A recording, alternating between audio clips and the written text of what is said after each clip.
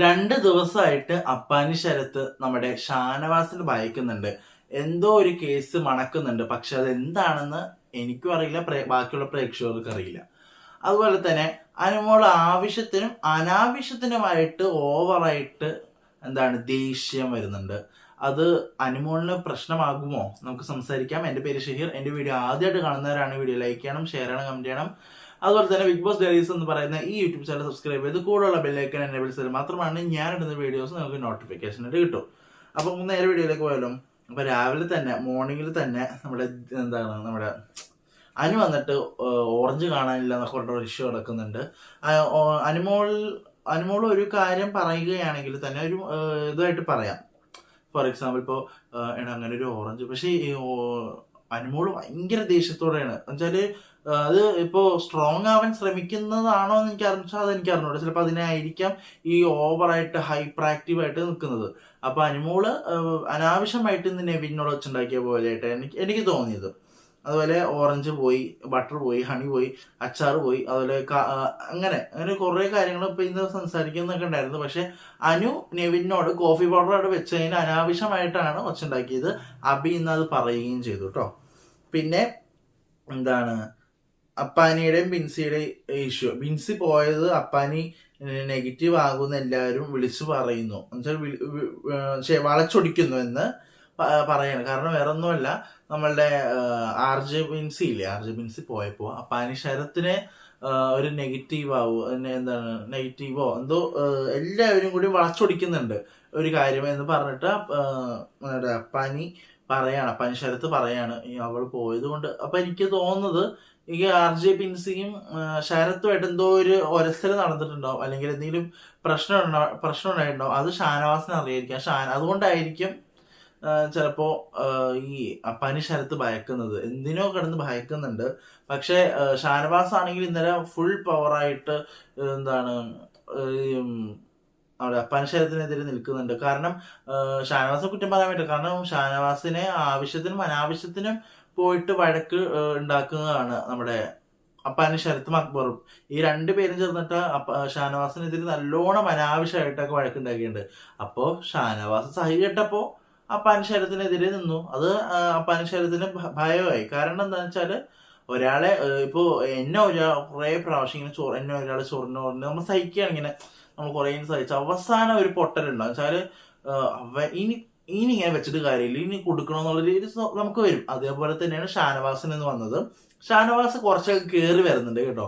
ആദ്യത്തെ 2 ആഴ്ചത്തേക്കാളും കുറച്ചുകൂടി നല്ല ഇമ്പ്രൂവ് ആയി വരുന്നുണ്ട് പുള്ളിക്കാരൻ. ഗെയിമിലായിട്ട് ഇറങ്ങിയിട്ടുണ്ട്. ഗെയിമിൽ ഷാനവാസ് എന്ന് പറയുന്ന വ്യക്തി ഈ ബിഗ് ബോസിൽ ഉണ്ടെന്ന് ഇപ്പോ ആയിട്ടുണ്ട്. കാരണം ഗെയിമിലേക്ക് ഇറങ്ങി പുള്ളിക്കാരൻ. എനിക്ക് നന്നായിട്ട് തോന്നി. ഇതേപോലെ സ്ട്രോങ് ആയിട്ട് പോവുകയാണെങ്കിൽ അടിപൊളിയായിരിക്കും. നമുക്ക് നോക്കാം. പിന്നെ പണിപ്പുര ടാസ്ക് വരികയാണ്. എനിക്ക് പണിപ്പുര ടാസ്ക് കണ്ടിട്ടാണ് ഇന്ന് പണിപ്പുര ടാസ്ക് ആണ് കൊണ്ടുപോയത്. ഓക്കെ, സമ്മതിച്ചു. പക്ഷെ ഒരു വകക്ക് കൊള്ളില്ലാത്ത ടാസ്ക്. പിന്നെ ഒരു ടാസ്കിൽ മാത്രമാണ് എനിക്കൊരു സമാധാനം ഉണ്ടായത്. അത് പറയാം. പണിപ്പുര ടാസ്കിൽ ഒറ്റ തവണ പോകാൻ പാടുള്ളൂ എന്നൊക്കെ പറയുന്നുണ്ട്. വ്യാഴാഴ്ച വരെ പണിപ്പുര പൂട്ടും അടച്ചിടും എന്നൊക്കെ പറയുന്നുണ്ട്.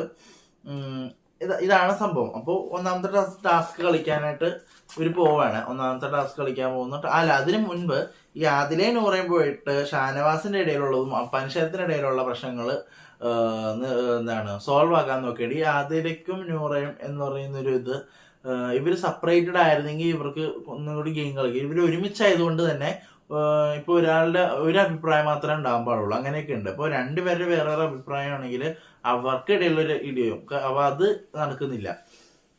അപ്പൊ ഈ ആദിലയും നൂറയും വന്നിട്ട് ഈ 2 പേരെ ഇങ്ങനെ സോൾവ് ആക്കാനൊക്കെ നോക്കുന്നുണ്ട്. പക്ഷെ ഷാനവാസ് സമ്മതിക്കുന്നില്ല. ശരത്ത് ഓക്കെ ആണെന്ന് പറഞ്ഞ, പക്ഷെ ഷാനവാസ് സമ്മതിക്കുന്നില്ല.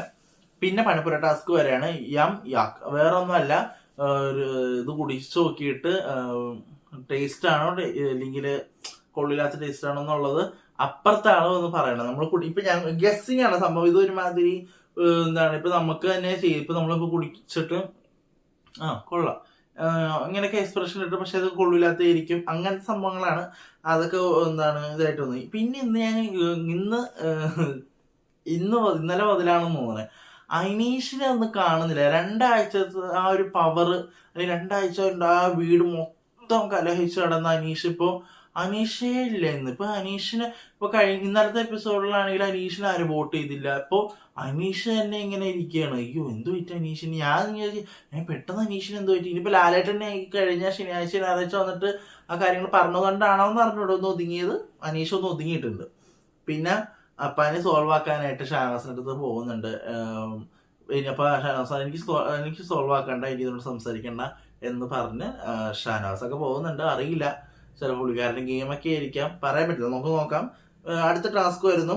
ഇതെന്ന് വെച്ചാൽ കുറെ മൃഗങ്ങളുടെ ഒരു ഇതുണ്ടാവും. ആ മൃഗങ്ങള് ടീം എയിലുള്ളവര് അവരവരുടെ മൃഗം ഉറപ്പിക്കുക. ഞാൻ ആമയാണ്, ഞാനൊരു മുയലാണ്, അങ്ങനെ തീരുമാനിക്കുക. ബിക്കാര് വന്നിട്ട് ഗസ് ചെയ്യണം ആമ ആർക്കാണ് കിട്ടിയത്, ആമ ആരെയാണ് പറഞ്ഞത്, അങ്ങനെ ഗസ് ചെയ്യണം.